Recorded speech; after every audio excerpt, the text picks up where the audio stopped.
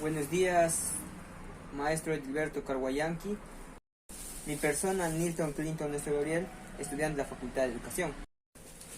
Mi monólogo que lleva por título Pérdida de nuestra cultura, que lo haré en la lengua originaria que es ashánica.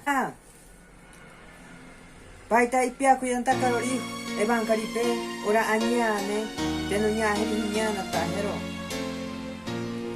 No tomi, ikema que chora no cante miri, o sheke van kari que metak mirabiro, hayeta entianta sharaka mashi.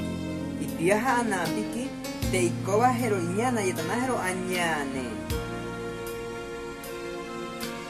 Yario take apa. No yosa no take. No ñakeri o sheki no tsipa yetakari, no tsipa minsare. Iro cantancha, meka, o sheki kubayetakro yotro añane, anta yotansi pango.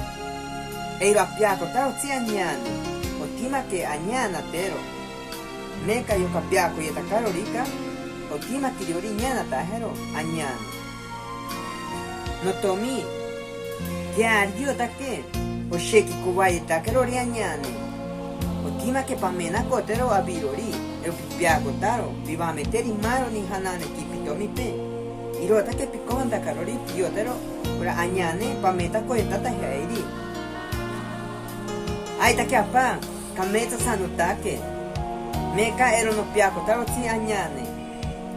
O sheki no kimo shire sanutake. O sheki no beshi diventa karo añane. Iro take ameta kota hene. Pasón que ve.